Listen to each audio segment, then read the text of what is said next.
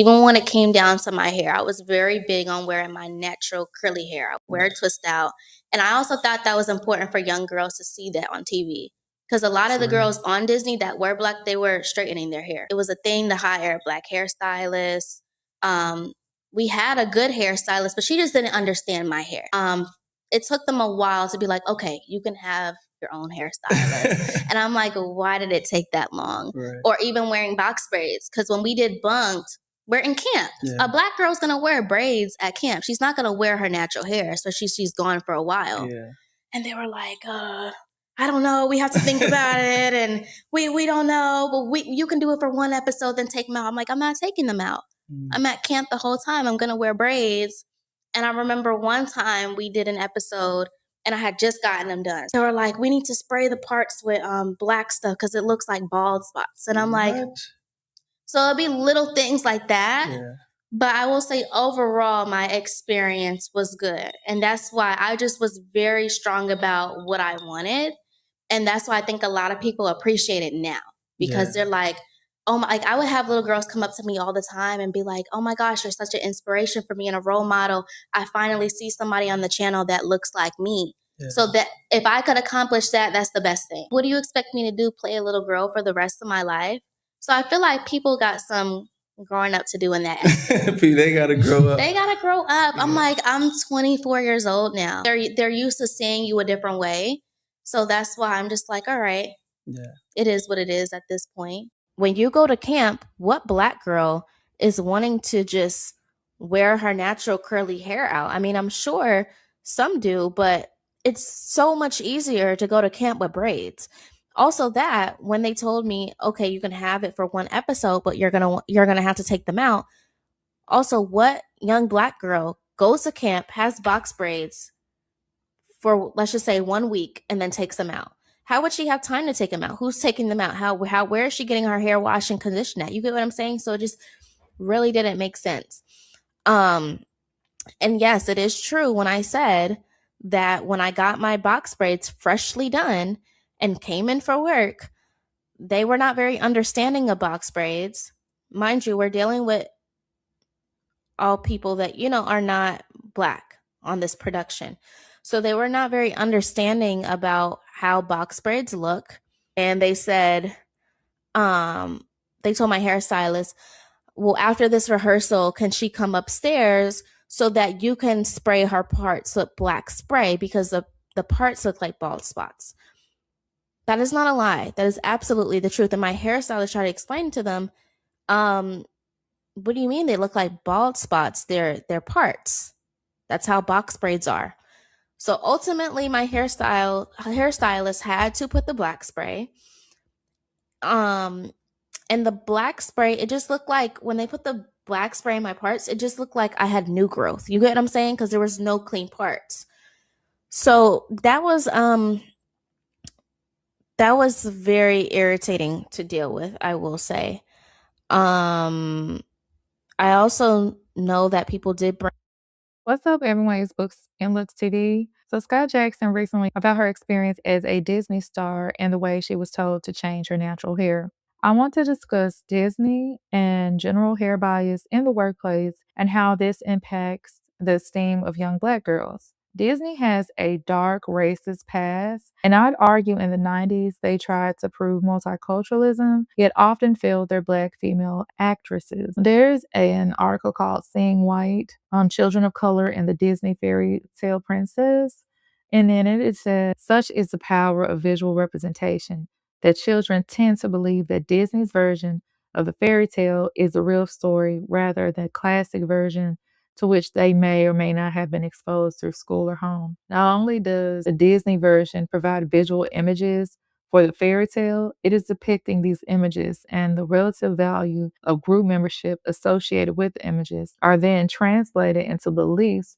children hold about status and particular group membership in relation to notions of good, bad, pretty, and ugly as reflected in the films. I think it's just like internalizing or seeing representation of people like Skai Jackson is good for black children. But I think a lot of times, even when like children don't know any better, for instance, A lot of times they internalize, oh, well, maybe my skin should be pale, my hair should be blonde, my eyes should be blue. Again, there are a lot of parents who pour that into their children, but a lot of times, again, when you constantly see images of whiteness, I feel like it can hardwire or impact how you see the world. And I believe that controlling images is something common of many larger corporations, and it is very intentional. Yet it seems really tacky for someone like Skai Jackson to be on the television show and like people around her, professionals, not trying to understand her hair. I think it's interesting that princesses like Brandy got to wear her braids as Cinderella,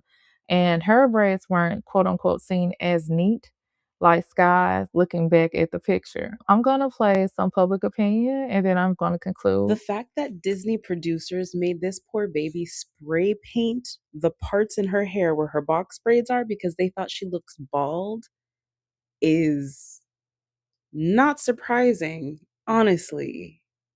But wow. Skai Jackson recently came online to talk about her experience as a Black girl on the Disney Channel that has her own show. And one of the situations that she was talking about comes off of the show Bunk'd, which is a spin-off of her initial show, Jessie. When you go to camp, what Black girl is wanting to just wear her natural curly hair out? I mean, I'm sure some do, but it's so much easier to go to camp with braids. Also, that when they told me, okay, you can have it for one episode, but you're gonna have to take them out.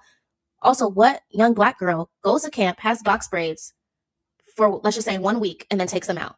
That when I got my box braids freshly done and came in for work, they were not very understanding of box braids. Mind you, we're dealing with all people that are not Black on this production, so they were not very understanding about how box braids look. And they said, they told my hairstylist, well, after this rehearsal, can she come upstairs so that you can spray her parts with black spray because the parts look like bald spots? That is not a lie. That is absolutely the truth. And my hairstylist tried to explain to them, what do you mean they look like bald spots? They're parts. That's how box braids are. So ultimately, my hairstylist had to put the black spray. And the black spray, it just looked like when they put the black spray in my parts, it just looked like I had new growth. You get what I'm saying? Because there was no clean parts. I'm having a hard time believing that that's what they believed. But again, you can't blatantly discriminate against hair because it's illegal in the state of California. And I believe the show Bunk'd was filmed in Los Angeles. So a compromise, I guess, was, and even the stylist was like, that's a part. Like someone else stood up for her, advocated for her. And I guess the compromise had to be they had to spray the parts with fill-in spray, and it results in looking like new growth as opposed to like a fresh set of box braids. Like, and I just think that's so interesting, and I'm glad that these actors are coming online to talk about these real experiences. And this is before, and this is after Raven Simone. This isn't even talking about like the OG, so I can only imagine what those conversations were like. That's an interesting, like, I don't know. You be the judge of it, but I think it had like the kind of the same undertones of this conversation.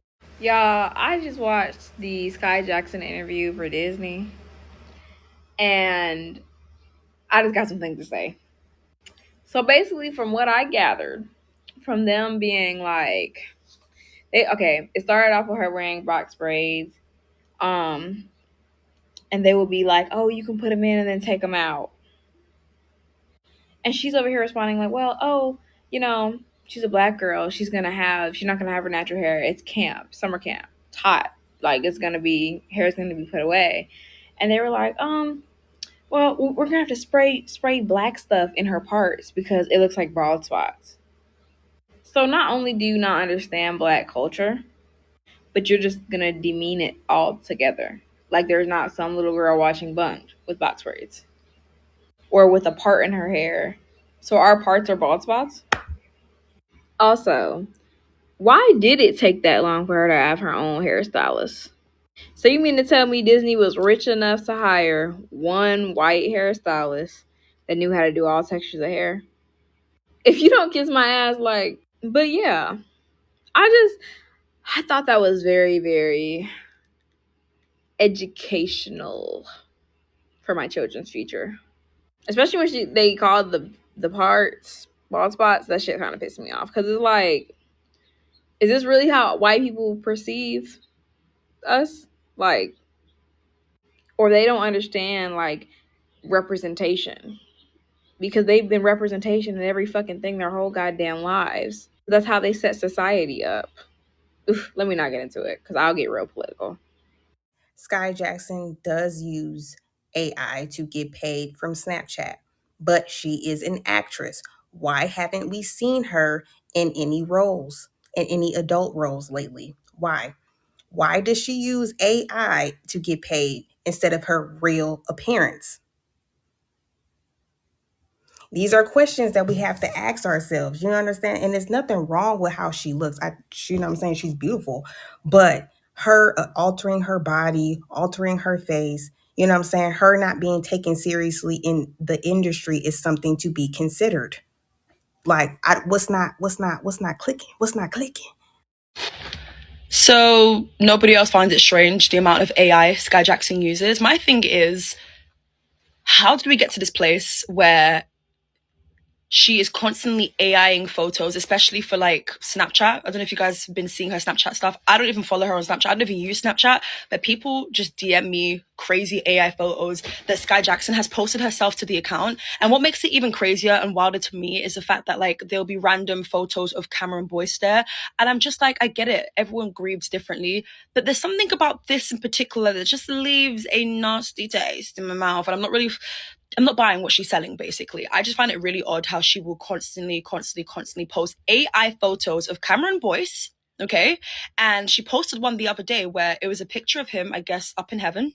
And there was people in the background. Mind you, Cameron Boyce was holding a glass of champagne or some wine or some sort. And then in the background was people with angel wings. And I just found it to be really strange. Can someone make it make sense for me, please? Because I just don't understand. Okay. And like on top of that, the excessive amount of Facetune to me is really bizarre. The fact that she can't go about posting a picture that's been massively edited is also the concerning part. And what went wrong with Skai Jackson? Because she's always, well, I guess people haven't been checking for her consistently as they would when she was back in the Disney days. Things have changed now. She's 23, she's a mother, but that doesn't mean that we don't want to see, I personally want to see Skai Jackson thrive. I know a lot of people have kind of like washed their hands on Skai and don't believe in her and don't think she has any potential to be something, which I think is very harsh, but I've read those kind of comments before. I just feel like she just needs a breakout show or breakout movie, like a Hulu and Netflix.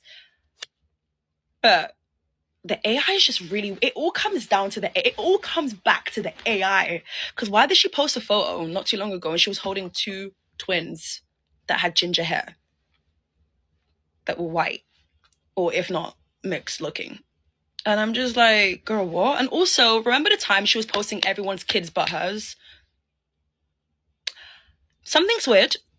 I need someone to make it make sense. That's why I'm making this TikTok right now. Also, I made a whole YouTube video about it. I'll link it in my bio on my page so you guys can see it. But oh my God, this is insane. And we need to call it what it is. Okay. So in conclusion, there's been a lot of discussion on like Skai Jackson's heavy use of AI, including manipulating common folks on the internet's pictures.